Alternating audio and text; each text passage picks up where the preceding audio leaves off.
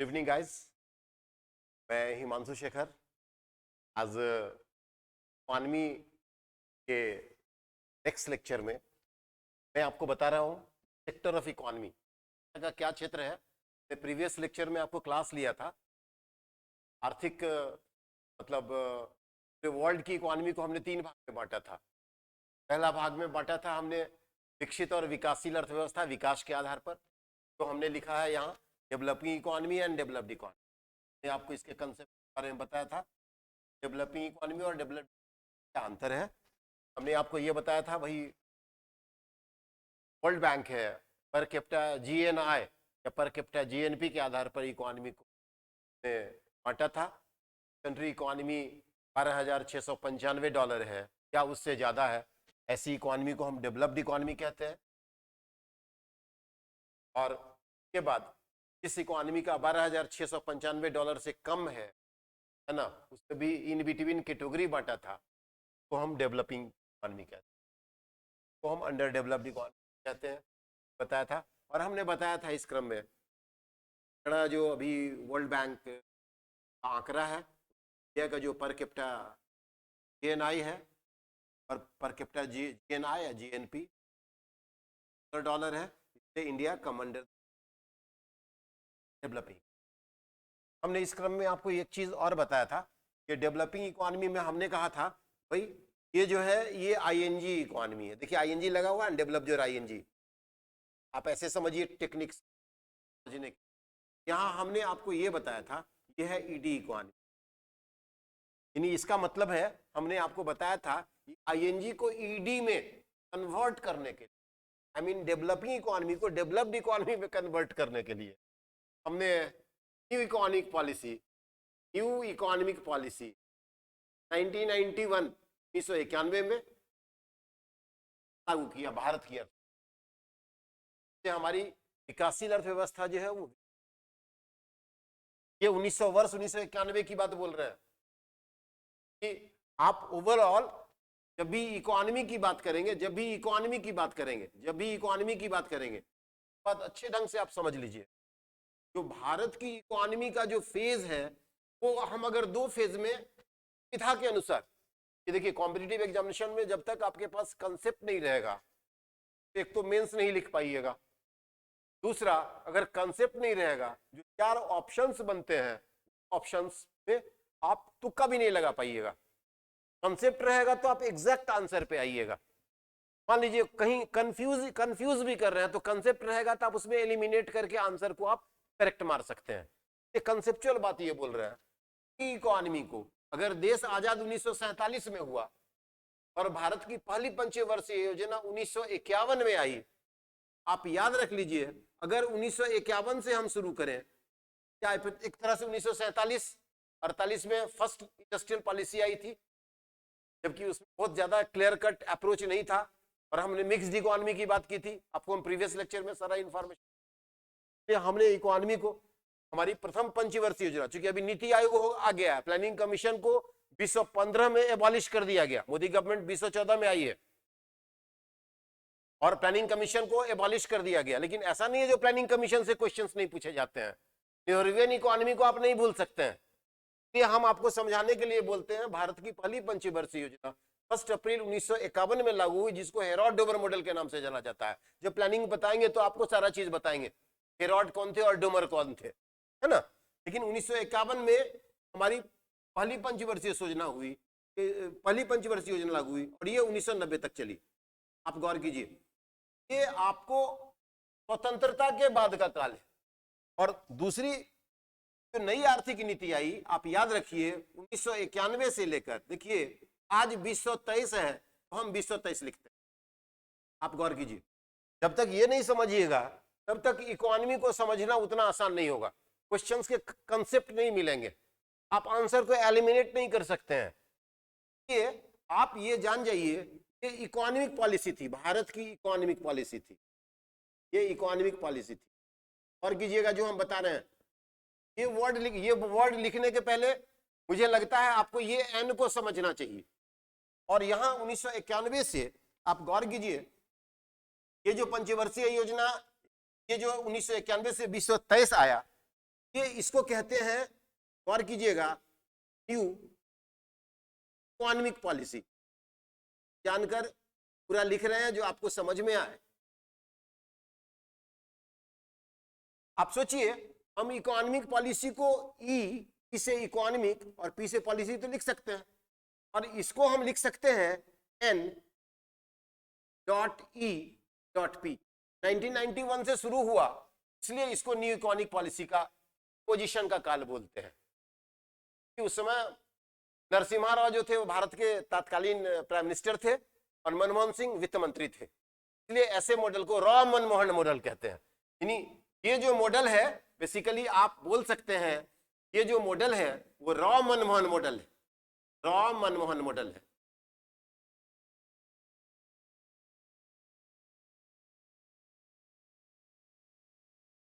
Concept को दिमाग में रखिए। और इससे पहले जितनी भी इकोनॉमिक पॉलिसी में जो मॉडल आए, मोटे मोटी तौर पर आप समझ लीजिए, मोटे मोटी तौर पर दिमाग में सबसे पहले, मतलब you should have a clear concept. इसको कहते हैं नेहरूवियन मॉडल। बेस मॉडल यही है, नेहरूवियन मॉडल। नेहरू जी भारत के प्रधानमंत्री थे। ये बहुत सारा हेराल्ड मॉडल है, प्रेस्पिशी महालनोबिस मॉडल है ना, इसलिए नेहरू महालनोबिस मॉडल भी कहा जाता है। लेकिन मोटे मोटी तौर पर first of all just you get the concept. यानी ये आज आप रॉ मॉडल में काम कर रहे हैं। भले मोदी जी पानी पी के कोसे, लेकिन मैं जो आपको बेस मॉडल की बात कर रहा हूं 1991 से 2023 तक, उस मॉडल की, इसलिए आपको बता रहे हैं हम। मेरा कंसर्न ये है, जो ये है एनईपी और ये है ईपी, ये ई में एन कैसे जुड़ गया, ये न्यू कैसे हो गया। 1991 में हमारी पॉलिसी जो लाइसेंसिंग पॉलिसी थी, उसको हमने डी लाइसेंसिंग किया, है ना। यानी इसका मतलब है हमने जो आपको बताया था, याद है, क्योंकि लाइसेंस फेयर इकोनॉमी, गवर्नमेंट का हस्तक्षेप कम से कम हो, इसलिए हमने अपनी इकोनॉमी को क्या किया, लिबरलाइज किया, उदारीकृत किया। ये इसको कहते हैं लिबरलाइजेशन, लिबरलाइज्ड इकोनॉमी। ये शब्द जोड़े अपनी अर्थव्यवस्था में। हमारी 90 तक की इकोनॉमिक पॉलिसी को हमने लिबरलाइज किया, लाइसेंस फ्री किया, डी लाइसेंसिंग किया। और उसके बाद तब हम अगर लिबरल हुए तो प्राइवेट इन्वेस्टर आए, और प्राइवेट इन्वेस्टर आए तो हम ग्लोबल हो गए। इसलिए हम इसमें एलपीजी को जोड़े, इसलिए न्यू इकोनॉमिक पॉलिसी को एलपीजी इकोनॉमी भी कहते हैं, है ना। और इसलिए इकोनॉमिक पॉलिसी में, यानी इकोनॉमिक पॉलिसी में हम लिबरलाइजेशन को जोड़ दिए, है ना। लिबरल से क्या हो गया, प्राइवेट इन्वेस्टर बढ़ गए और ये ग्लोबलाइज हो गया, ये इकोनॉमी कन्वर्ट हो गया न्यू इकोनॉमिक पॉलिसी। समझ में आया। इसलिए इसको हम एलपीजी इकोनॉमी कहते हैं। एल से लिबरलाइजेशन, पी से प्राइवेटाइजेशन और जी से ग्लोबलाइजेशन, यानी उदारीकरण, निजीकरण और वैश्वीकरण। इसलिए ये फंडा एकदम क्लियर रखिए, क्योंकि स्वतंत्रता के बाद से, यानी 1947 से 1990 तक, क्योंकि 1951 लिखने का कारण है भारत की पहली पंचवर्षीय योजना 1951 में आई और ये 90 तक चली। 90 के बाद हमने इकोनॉमी में सी चेंज किया, एक व्यापक बदलाव किया। और व्यापक बदलाव में उस समय नरसिम्हा राव भारत के तत्कालीन प्रधानमंत्री थे और डॉक्टर मनमोहन सिंह भारत के वित्त मंत्री थे। उन्होंने पॉलिसी को चेंज किया और इकोनॉमी को लिबरलाइज किया। लिबरलाइजेशन वर्ड और ग्लोबलाइजेशन वर्ड जो है हमारी इकोनॉमी में आया। और लिबरलाइजेशन, और यानी कहने का मतलब ये लिबरलाइजेशन, यानी एल से लिबरलाइजेशन,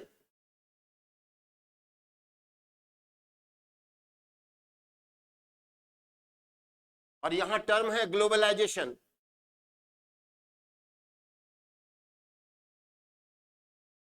इसको हिंदी में कहते हैं उदारीकरण।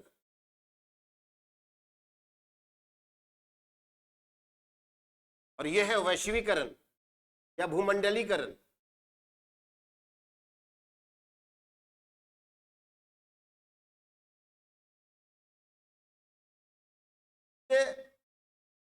आप सारे फैक्ट्स को दिमाग में एकदम इनकर कीजिए।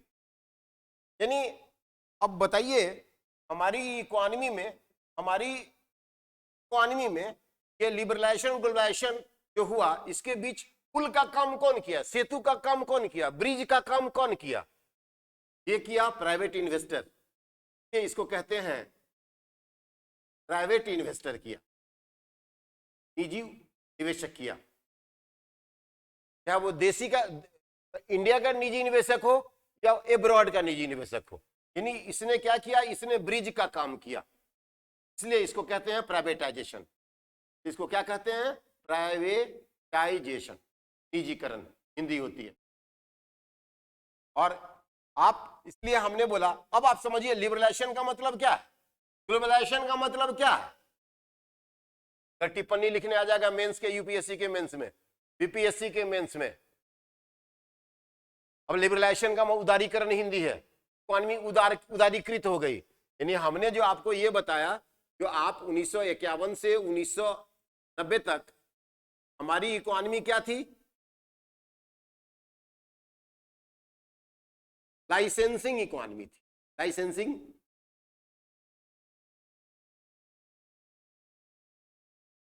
इसको हम कहते हैं कंट्रोल्ड इकोनॉमी।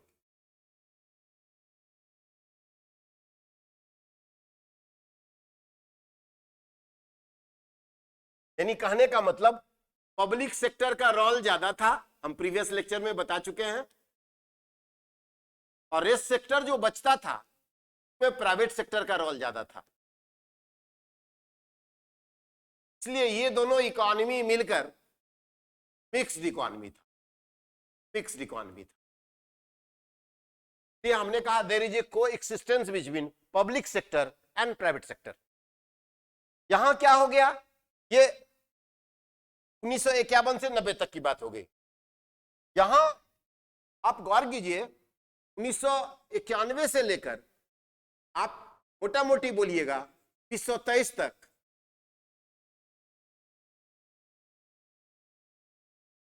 थोड़ा सा और आपको हाईलाइट करते हैं। इस पूरे इकोनॉमी में आप देखिएगा प्राइवेट सेक्टर का रोल ज्यादा हो गया और पब्लिक सेक्टर का रोल धीरे धीरे कम होने लगा। यानी यहां भी हमने कहा ये इकोनॉमी मिक्स्ड इकोनॉमी है, लेकिन मिक्सिंग तो यहां भी है, ये भी मिक्स्ड इकोनॉमी है।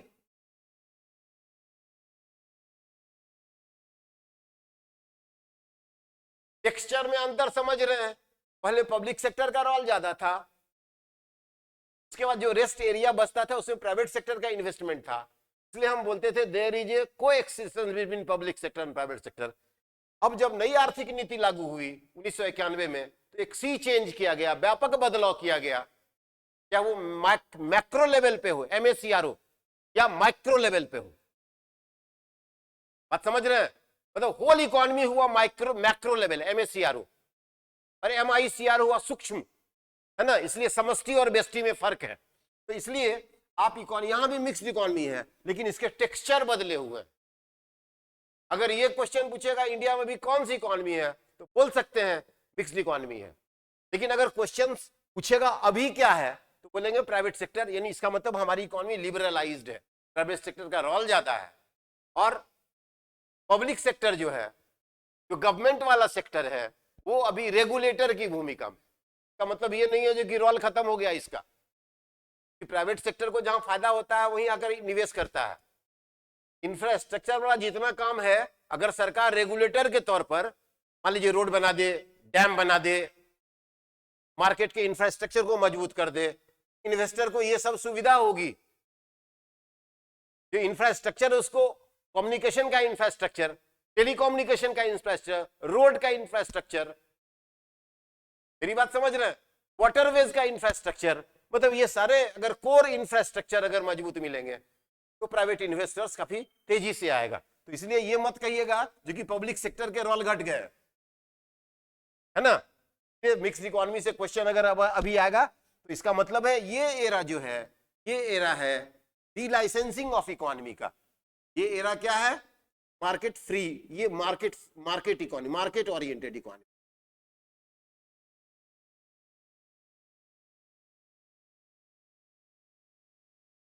पहला क्वेश्चन हमने आपको समझाया क्योंकि इकोनॉमी क्या होता है।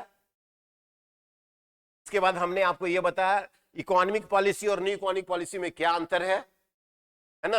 अभी जो हम जी रहे हैं न्यू इकोनॉमिक पॉलिसी में ही जी रहे हैं। और अगर हम ये लिखे हैं आपको बार बार कि मान लीजिए देश आजाद 1947 में हुआ, के बाद ये 1990 तक चला नेहरूवियन इकोनॉमी, क्योंकि इंदिरा गांधी भी प्रधानमंत्री बनी, राजीव गांधी भी प्रधानमंत्री बने, बीच में जनता पार्टी की भी सरकार आई, लेकिन मोटे मोटी तौर पर नेहरू महानोबिलिस मॉडल यानी नेहरूवियन मॉडल पे ही काम हुआ। और उसके बाद जब ये 1991 से लेकर 2023 तक आए, बार बार हम बोल रहे हैं ये न्यू इकोनॉमिक पॉलिसी है, इसलिए ये रॉ मनमोहन मॉडल का ही बेस है। लेकिन इसी में आप देखिए 1991 से लेकर 2014 तक कांग्रेस की सरकार रही, और फिर जब 2014 में चुनाव हुए और 2023 तक भाजपा की सरकार रही, और मोदी जी के प्राइम मिनिस्टर काल में ये मोदी जी का कार्यकाल है, नरेंद्र मोदी का कार्यकाल, नरेंद्र मोदी का मतलब है रॉन मनमोहन मॉडल के बेस पे ही नरेंद्र मोदी की गवर्नमेंट काम कर रहे हैं। ऐसा नहीं है जो कि वो पिलर को बदल दिए हैं, इसी में थोड़ा बहुत इधर उधर आदमी करके अपनी पॉलिसी को इंप्लीमेंट करता है। अभी इकोनॉमी के सामने सबसे बड़ा चैलेंज है मोदी गवर्नमेंट के सामने, इन्फ्लेशन पे कैसे कंट्रोल आ जाए, फिस्कल डेफिसिट पे कैसे कंट्रोल आ जाए, ये नरेंद्र मोदी की गवर्नमेंट के सामने सबसे बड़ा चैलेंज है। अब हम आपको सबसे बड़ी बात ये बोल रहे हैं क्योंकि आप जब भी इकोनॉमी के चेंज की बात करते हैं तो इकोनॉमी में हमने आपको ये शब्द भी बताया था शुरू में, मैक्रो इकोनॉमिक स्टेबिलिटी। आप ये बात समझ लीजिए, तथा एंड, और जो लिख रहे हैं वर्ड को देखिएगा, समझिएगा और सीखिएगा, माइक्रो इकोनॉमिक स्टेबिलिटी, कि मैक्रो से लेकर माइक्रो तक दोनों हमारी इकोनॉमी के लिए अभी जरूरी है। इस बात को आप नोट कर लीजिए। जब तक ये दोनों को आप नहीं समझेंगे तब तक इकोनॉमी के आने वाले समय में, चाहे यूपीएससी का एग्जाम दे रहे हो, पीटी दे रहे हो, मेंस दे रहे हो, बिहार का एग्जाम दे रहे हो, किसी भी स्टेट पीसीएस का एग्जाम दे रहे हो, ये लर्निंग अगर आपकी नहीं रहेगी क्वेश्चन में ऑलवेज तुक्का मारिएगा कंफ्यूज होकर। इसलिए अगर कॉन्फिडेंट होकर आपको सवाल बनाना है, इस लेवल को, इस लर्निंग को सीखना पड़ेगा, न्यू इकोनॉमिक पॉलिसी के इस दोनों लेवल को सीखना पड़ेगा। इसलिए आपको अब पूछा जाएगा, मान लीजिए लिबरलाइजेशन का मतलब क्या होता है, भी हमने लिखा था उदारीकरण,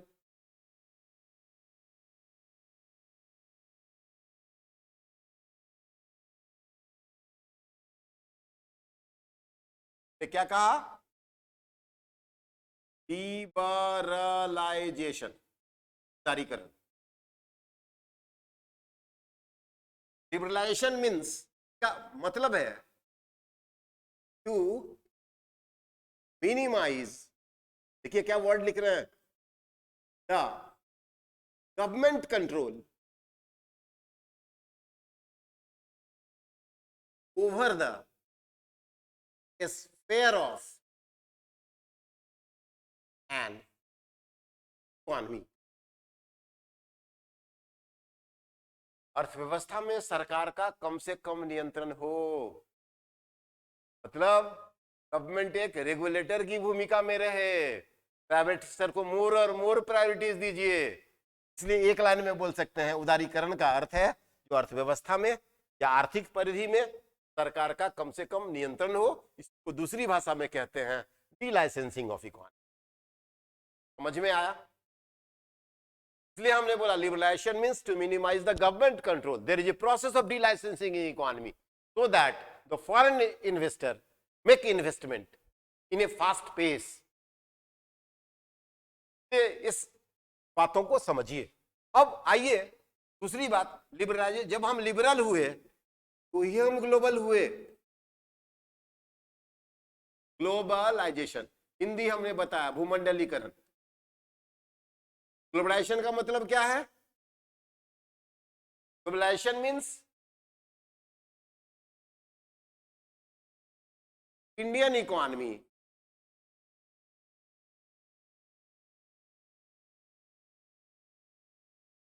becomes an integral part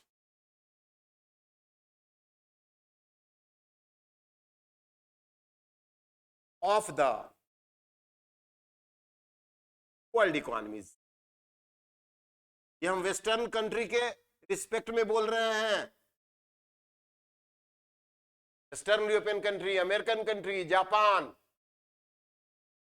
उसकी तुलना में ये बात बोल रहे हैं कि भारत की अर्थव्यवस्था विश्व की अर्थव्यवस्था का अभिन्न हिस्सा बने, एकीकृत हिस्सा बने। तो उसको हमने इंटीग्रल पार्ट बोला। जो वैश्वीकरण का अर्थ है, जो Indian economy becomes an integral part of the world economy, particularly western European country, USA, यानी नॉर्थ अमेरिकन कंट्री, जापान के रिस्पेक्ट। इसलिए हमने आपको आज ये बताया जो इकोनॉमिक पॉलिसी और न्यू इकोनॉमिक पॉलिसी में क्या अंतर है, लिबरलाइजेशन क्या होता है, लिबरलाइजेशन क्या होता है ना। अब इस स्पेल में हम आपको सेक्टर ऑफ इकोनॉमी बता रहे हैं, है ना। सेक्टर ऑफ इकोनॉमी में आप देखेंगे अब ये बताने में आपको सुविधा हो जाएगी। सेक्टर ऑफ एन, ये क्वेश्चंस अक्सर पूछे जाते हैं। अगर आपके पास कंसेप्ट नहीं है, अगर इसका कंसेप्ट नहीं है, मैं समझता हूं क्योंकि आप WPI भी नहीं समझ पाएंगे, आप कंज्यूमर प्राइस इंडेक्स भी नहीं समझ पाएंगे, आप इंडस्ट्रियल लेवल प्राइस इंडेक्स भी नहीं समझ पाएंगे, आप इन्फ्लेशन भी नहीं समझ पाएंगे, GDP डिफ्लेटर भी नहीं समझ पाएंगे। इसलिए इस मैकेनिज्म को समझना जरूरी है। हमने आपको प्रीवियस लेक्चर में ही बताया था कि पूरी दुनिया की अर्थव्यवस्था को 3 भागों में 3 आधार पर बांटा गया है। एक डेवलपमेंट के लेवल पे तो बताया पर कैपिटा GNP, तो इंडिया का per capita GNP world bank के द्वारा क्या तय किया गया है 2020-21 के फाइनेंशियल ईयर में, हर बार निकालती है एसेस करके।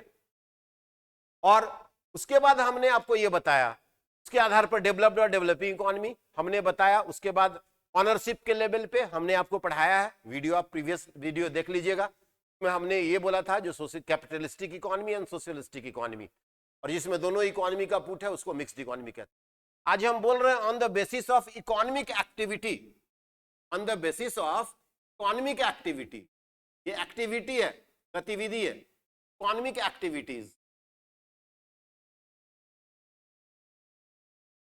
The whole economy can be divided into 3 sector.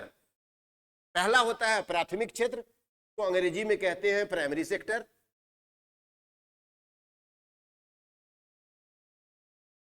दूसरा होता है द्वितीयक क्षेत्र, जिसको कहते हैं सेकेंडरी सेक्टर। तीसरा होता है तृतीयक क्षेत्र, जिसको अंग्रेजी में कहते हैं टर्शियरी सेक्टर।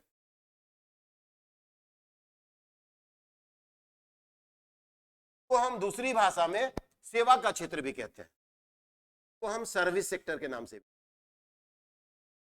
इस कंट्री की इकोनॉमी जितनी स्मार्ट होगी, tertiary sector I mean service sector बहुत स्मार्ट होगा, क्योंकि सर्विस सेक्टर एक ऐसा सेक्टर है जो किसी भी गुड्स का उत्पादन नहीं करता है, ये इनविजिबल आइटम्स देता है। कि हमने आपको इकोनॉमी में सबसे पहले वस्तु और सेवाएं के बारे में कंसेप्ट दिया था, गुड्स एंड सर्विसेज। ये बात को याद रखिए, GDP में भी हमने आपको बताया था। ये टर्शियरी सेक्टर सेवा का क्षेत्र जो है वो सिर्फ सर्विस का इस्तेमाल करता है, गुड्स का प्रोडक्शन नहीं करता है। याद रखिएगा, याद रखने के लिए। और चूंकि अभी कोई इकोनॉमी का एक्सपेंशन हुआ है तो बहुत नई नई तरह की चीज आई है। जैसे हम आपको बता रहे हैं, अब इसमें एक और सेक्टर बढ़ गया, हम आपको इसलिए बता रहे हैं प्राथमिक क्षेत्र, द्वितीयक क्षेत्र, तृतीयक क्षेत्र कहते हैं। देखिए क्वार्टरनरी सेक्टर, हम इसलिए इंक बदल कर लिख दे रहे हैं, तो कहते हैं चतुर्थ क्षेत्र। ये इंफॉर्मेशन टेक्नोलॉजी का क्षेत्र है। इंडिया का यह क्षेत्र बहुत स्मार्ट हो गया है। ये पोर्टफोलियो मैनेजमेंट का क्षेत्र है ना। ये कुछ इंफॉर्मेशन टेक्नोलॉजी, उसके असेसमेंट का, उसके कलेक्शन का, उसके रिसर्च का, उसके एनालिसिस का एरिया है, तो कहते हैं चतुर्थ क्षेत्र, जिसको कहते हैं क्वार्टरनरी सेक्टर। ये क्वेश्चंस पूछे जाते हैं। और नेक्स्ट सेक्टर जो होता है उसको कहते हैं क्वीनरी सेक्टर, इसको पंचम क्षेत्र कहते हैं। आप देखते हैं इसी को कहते हैं, क्वेश्चन यूपीएससी में पूछे गए हैं और बिहार वाले एग्जाम में भी पूछे गए हैं। इसमें इसको कहते हैं पंचम क्षेत्र, इसको कहते हैं पंचम क्षेत्र, इसी को कहते हैं गोल्ड कॉलर प्रोफेशन। यानी इसका मतलब है इनोवेशन का जो एरिया है, नवाचार का, इनोवेशन का, रिसर्च का, पॉलिसी मेकिंग का, वो ये पंचम क्षेत्र में आता है। इसलिए ये तो आपको याद रखना ही है, ये तो समझना ही है। इसके अलावे नया क्षेत्र जिससे क्वेश्चंस बनते हैं, ये चौथा जो है चतुर्थ क्षेत्र जिसको कहते हैं क्वाटरनरी सेक्टर, इसमें सूचना प्रौद्योगिकी इंफॉर्मेशन टेक्नोलॉजी के रिसर्च से, एनालिसिस से, पोर्टफोलियो इन्वेस्टमेंट से, मैनेजमेंट इन्वेस्टमेंट से, पोर्टफोलियो मैनेजर का काम, फाइनेंशियल सेक्टर में जो नया नया काम चल रहा है, वो सारे चीज इसमें आते हैं। इसमें पॉलिसी मेकर है, रिसर्च है, इनोवेशन है, ये सारे चीज आते हैं। तो इसलिए ये कॉन्सेप्ट भी दिमाग में मोटे मोटी तौर पर आपको रखना पड़ेगा, इससे भी कुछ। ये सेक्टर जो है ये नेचर मेड है, इसको प्रकृति बनाती है। कंसेप्ट दे रहे हैं, ये नेचर मेड है। गेहूं कौन देता है? धान कौन देता है? नेचर देती है। पानी कौन देता है? नेचर देती है। एनिमल हस्बेंड्री सेक्टर कौन देती है? नेचर देती है। यानी एग्रीकल्चर सेक्टर है, इसलिए इसको नेचर मेड कहते हैं, प्रकृति प्रदत्त है। और ये प्रकृति की दी गई चीजों को जो हम दिमाग लगाते हैं, जैसे कोई इसको कहते हैं मैन मेड।